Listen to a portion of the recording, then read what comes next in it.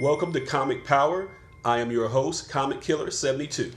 This segment today is called Wicked Wednesday. If you didn't know, Wednesday is the new release for new comics that come out every week. These are my recommendations for the best books to pick up on Wednesday. Can you believe it? It's March 1st already. Time's going by fast. Let me remind you, I also sell comics at my eBay page. I have graded CBCS books as well as some outstanding near mint raw copies, such as X-23 #1 from 2005. This is her first ongoing series. The estimated grade is about a 9.4 and it's selling for $22.50 plus the shipping. She's going to appear in the Logan movie, which is going to drop this weekend. This is a first print, by the way. With this being her first live action movie appearance, her stuff is hot and only getting hotter. So get it before it's gone. If you're looking for a key that is 9.8 graded, then how about The Cinder #1 first print? And this is cover A. It's the first appearance of Tim 21, the boy robot. It won an Eisner for best multimedia art, and my copy is just $50 plus the shipping. See the hot links in the description. Now let's get started on what we came here for today.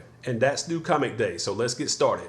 And DC Comics is giving us Batman #18. This is part 3 of I Am Bane. Of all the Batman villains created in the last 25 years, Bane is by far the most popular. Hey, if you break Batman's back, you're gonna make a name for yourself. It comes with a Tim Sale variant, which looks like this. I always enjoy his work. Tim is sort of like a poor man's version of Frank Miller. Here's a bonus for you. Batman Volume 1, #18 from 1943. Released during the height of World War II, it's making fun of our enemies at the time. Emperor Tojo of Japan, Hitler of Germany, and Mussolini of Italy. Now that's some comic history. Next up is Harley Quinn #15. This is part 2 of a new story arc called Red Meat. Amanda Conner is still doing cover A and she's still writing it. So there's no real difference in the character's continuity from the new 52 except for they renumbered it for marketing purposes when they did Rebirth. Of course there's going to be a Frank Cho variant. These are very popular. I love Frank's work. It is absolutely incredible. Keep them coming, Frank. Next up is Savage Things #1 of an 8-part miniseries.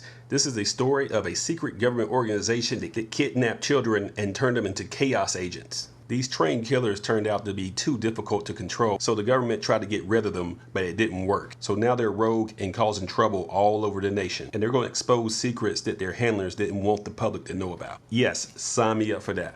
Next up is Zatanna by Paul Dini, which is going to a trade paperback. Paul Dini is the writer who's credited with creating Harley Quinn, but he's been proactive in fleshing out characters such as Zatanna. This trade paperback includes Zatanna issues 1 through 16, Zatanna Everyday Magic #1, the DC Halloween Special #1, and DC Universe Rebirth Holiday Special #1. And it retails for about $40. This is another cool character that DC is just not using for some reason, just like Static Shock. Where is he? The Zatanna character makes her first appearance way back in Hawkman #4. She was a crucial player in the DC Universe, being involved in Justice League Dark. Maybe one day they'll get that off the ground in the movies, but they got to get the first Justice League right first. Justice League Dark covers the horror side of DC along with magic, so she fits right in. This character is a cult favorite and is one of the most cosplayed characters you're going to see played by females at the Comic Cons. I don't think you have a problem with that, do you?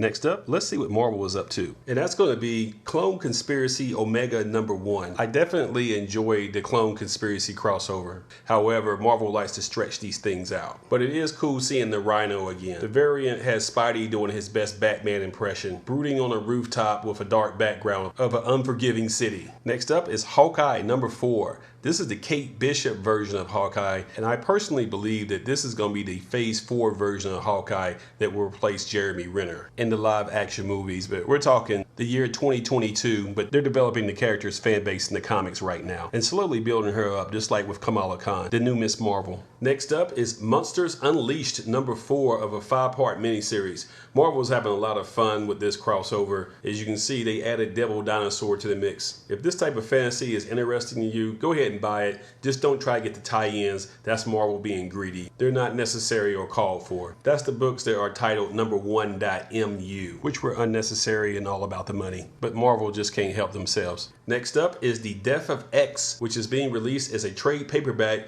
collecting all 4 issues of this miniseries. This storyline has a very strong premise that Inhumans and mutants cannot coexist. The process that takes people that have the Inhuman genome and turns them into full-blown Inhumans with superpowers is the Terrigen Mist. Well, it turns out that the Terrigen Mist is poisonous to mutants. So for the Inhumans to expand their numbers, it literally means extermination for mutants. So as you might expect, a war breaks out. When this miniseries ended, it morphed into IVX, which stands for Inhumans vs. X-Men. So they're still continuing this storyline. The Death of X trade paperback is a great jumping on point that I would recommend. Next up is the speculation pick of the week.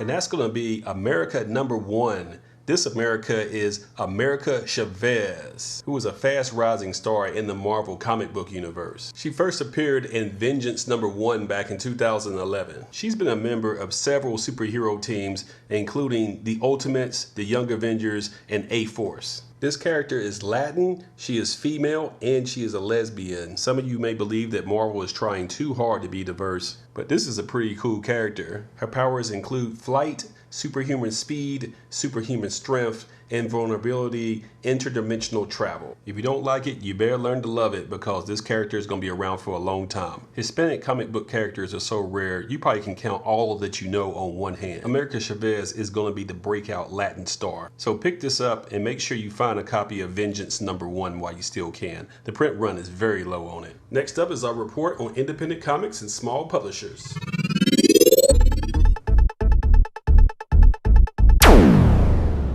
First up is Rock and Roll Biographies #8 featuring Pantera from Acme Inc. This is a comic that's dedicated to this heavy metal band, best known for their hit Cowboys from Hell in 1990. The print runs on Acme Inc. are very low, and this band has a cult following, so non-comic book heavy metal fans may be picking this up. Definitely one to watch. Next up is Motor Girl #4 from Abstract Studios. This is the story of a woman named Samantha who owns a junkyard which is visited by aliens. It's one of those independent projects that puts the word comic back in comic book. Next up is Animosity, which is going to a trade paperback collecting the first 4 issues. This was released by Aftershock Comics, a new independent publisher. It's similar to Image in that the creators own all of their work. They maintain all of their rights, and the publisher just works as a distributor. They don't own anything. This was the first breakout hit for Aftershock. After releasing nearly a dozen projects, none of them really caught on, but Animosity has. In this universe, one day the animals come awake and start talking and seek revenge against their former slave masters, which are humans. But a family dog stays loyal to his human and has to help a little girl get to safety. The premise sounds completely crazy, but they make it work and it's a very interesting read. I would recommend it.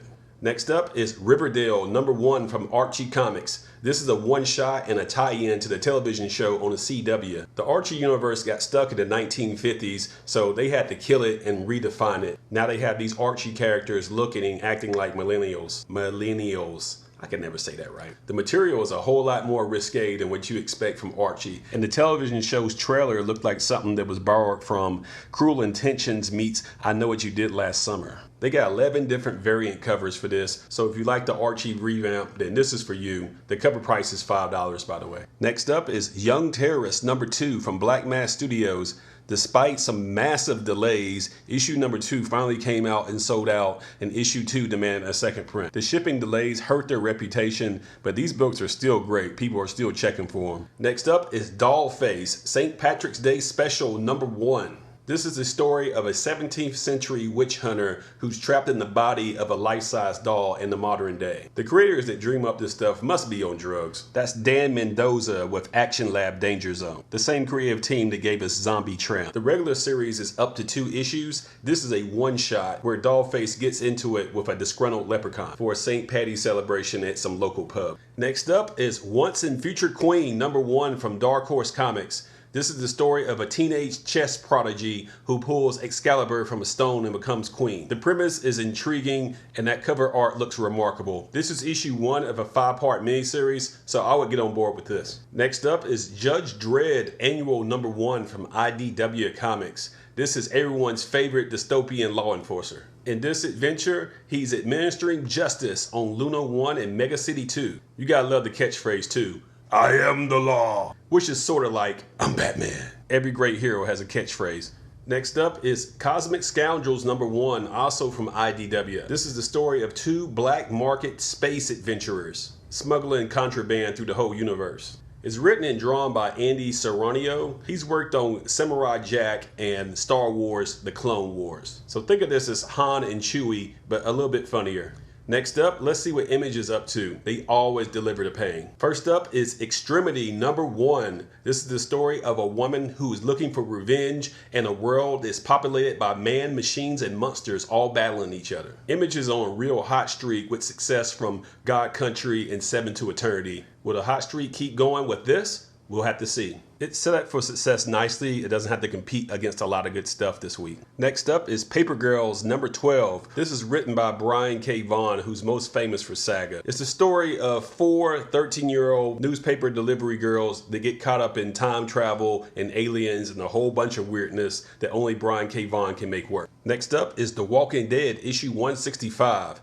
In a world where comics seem to reboot every 12 months back to issue #1, it's cool to see something ongoing get this far along, with no unnecessary reboots back to #1 for marketing purposes. And the big two are the most guilty of that. The TV show keeps going because the comic keeps going, and the TV show is using the comic for source material. The material here is very dark and it's very bleak and sometimes just downright depressing, but it's also very captivating about what are these civilizations going to do after the zombie apocalypse. You gotta fight the zombies, but you gotta fight other tribes too. Next up is Rat Queens Volume 2 #1. And this one is a reboot, which I was just criticizing companies for, but this one makes sense. The original artist on this was charged with domestic violence. Wife beating is bad, don't do it. So the writer and the creator of the series, Curtis Webby, was forced to fire him and had to use some temporary fill-in artists here and there. But now the series has a permanent replacement, so they're gonna start at issue #1 as a good jumping on point for new fans. This title has been a critical hit since its debut in 2013, and it's definitely worth checking out. Go ahead and pick this up. That's it for Image this week. Let me highlight a few more indies before we close. Next up is Marry Me #3 from King Spot Entertainment.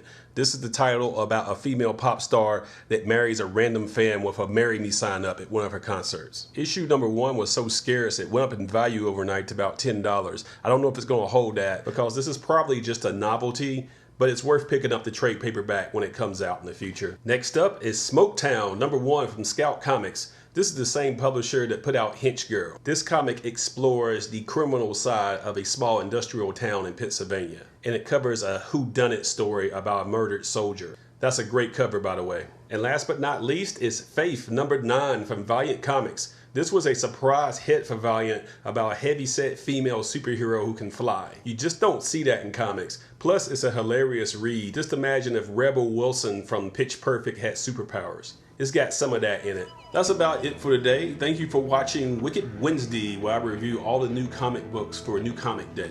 Be sure to follow my blog at comicpower.net. On social media, follow me at facebook.com/comicpower.net and comicpower-universe.tumblr.com. And don't forget twitter.com/comicpowersub. I also sell comics on eBay at this link. This is Comic Killer 72 for Comic Power saying bye-bye.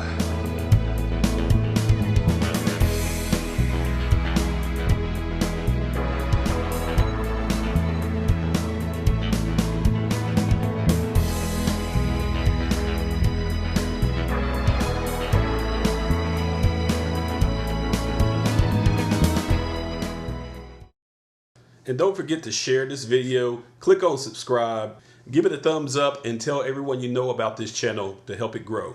Thank you for your support.